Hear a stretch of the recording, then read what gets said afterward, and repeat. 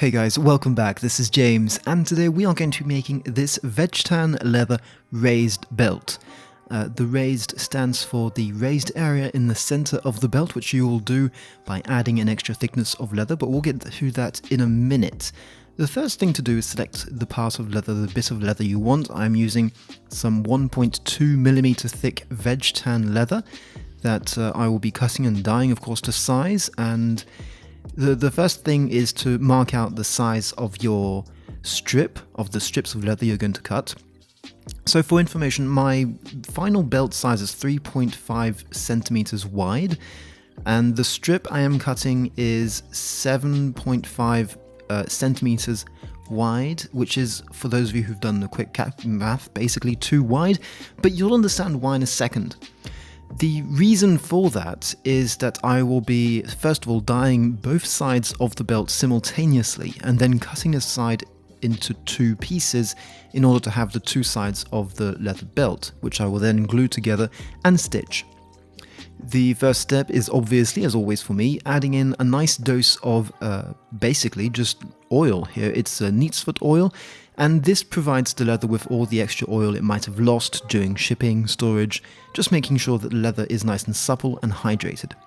I've used it's Fiebing's Pro Dye in black, and I'm going to be adding my own wax here. It's basically a leather conditioner / wax made from about 50-50 or 60-40% or mix of neat's foot oil and beeswax. You want to make sure it's a good quality beeswax that's organic and not been treated and all that. And this will provide two things. First of all, the neat's foot oil will enable you to have a texture in the wax that's a bit more pliable and easier to work with, because wax can be very hard. And the neat's foot oil will also protect and again nourish the leather. And the wax is here to really give that extra basically sealing coat, for starters, to make sure that the dyes that you've added in won't move, and secondly, making sure that the leather is relatively waterproof. It is wax. Wax is quite waterproof. And finally, it will give your leather a gorgeous shine, and it's just a great final coat. And I use this as, basically a sealant. I use it as a polish. I use it for many, many different things. I also use it for burnishing, the final steps of burnishing, and it will give you a really nice finish, as you can see right now. Now, this leather is not perfect. There are some issues, defaults on the leather, which will end up in the final belt. I may have rushed choosing, the right piece of leather for this, but the ultimate result is absolutely gorgeous in terms of color and depth, and the shine I'm getting here out of these simple steps is really gorgeous. I'm loving this. Now, I will go ahead and polish it further later on with different polishing agents just to make sure it's even nicer for the final product, but this is just a rough start off, and I always like starting off with something that looks nice. I find that I respect it more, it's weird to say. The next step here is going to be cutting the initial piece that is going to be the 3.5 back piece. So we'll be referring this to I'll be talking about the back and the front piece, or the top and the bottom piece. And the first thing I want to do is cut the back or the bottom piece, which is going to be my belt measurement, 3.5mm long. The strap cutter I'm using is very basic, which is why you saw me tighten it with a pair of pliers, because it does tend to move around. If I'm going to be making more belts in the future, I will certainly buy a better belt or strap cutter.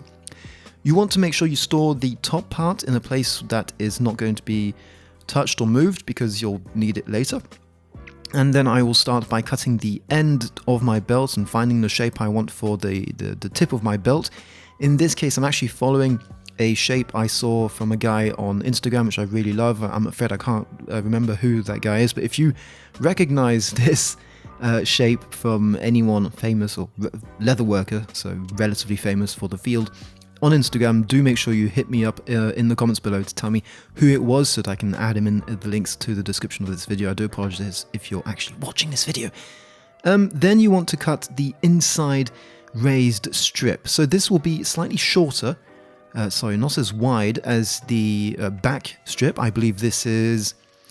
Now, the back strip is 3.5 centimeters. I believe this is 3 centimeters wide. And this is basically a strip that you're going to be gluing on the inside of the back. I did go ahead and bevel it, It wasn't very easy to bevel because it's only 1.2 millimeters thick, so it's from the same piece as the rest of the pieces of leather for this belt. It's from the same hide, sorry. I did bevel it. I don't know if it's needed, to be honest. I think not beveling it would give you a nicer separation between the raised and the non-raised areas, but I went ahead and beveled it. Up to you guys to try it out. I probably will try out a non-beveled version to see if I can spot the difference. I am marking out on the back piece where I want my strip to go. This is a very crucial step because getting it nice and straight will really help you out later on, having a really nice straight result. Now, a small word about my particular belt here. Everything turned out not to be perfectly straight, and if you're being very critical, you can see that on the belt. You can see areas where it's not perfect.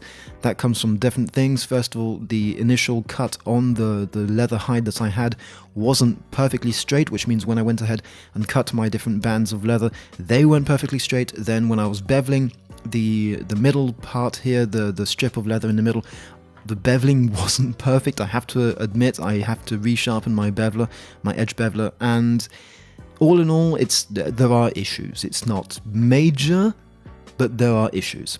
I am using water-based glue, and I'm relatively happy with this. It's some kind of cement glue. It's not bad, but to be honest, I have to try and find a better glue for me because I find that getting a good burnish of this glue is a bit tough, as it tends to goop up on the edges if I put too much. Now, even if I'm scraping off as much as I possibly can, I still have the issue from time to time, and yes, there is glue on the tabletop. I'm trying not to put some there, but there is.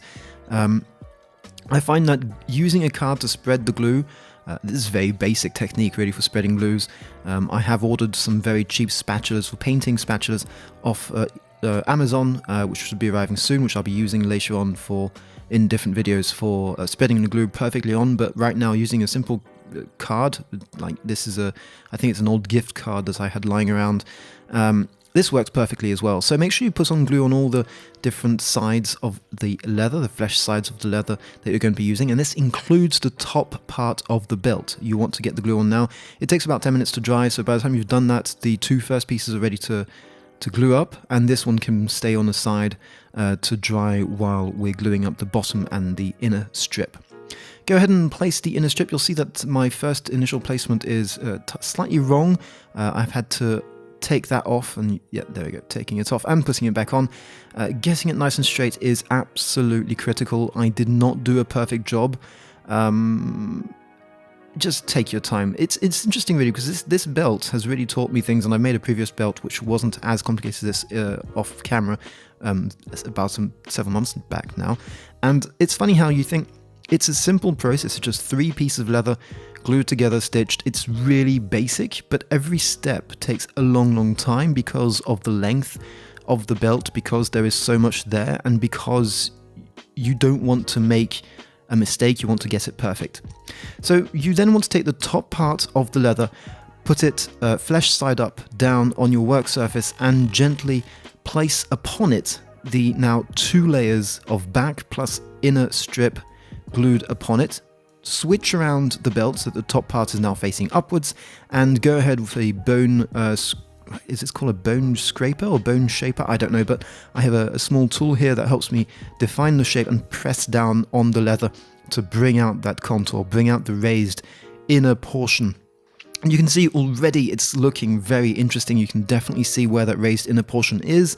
And the reason I made sure that the top part was wider than the bottom part is that it then makes it much easier to trim the excess leather off without actually cutting into the bottom part of the belt.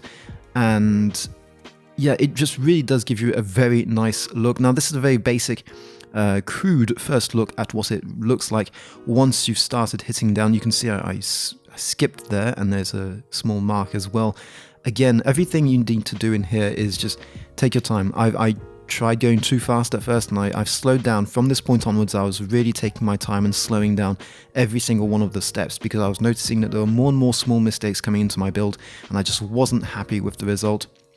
So in the next part, we will be looking at how to cut all this and how to stitch it up. But before that, guys, I do all these videos in my free time, and I really appreciate all the help and support I get from you guys. If you want to help me even more, I make these small card holders out of vegtan leather, and they can you can grab them on my website out of a few colors.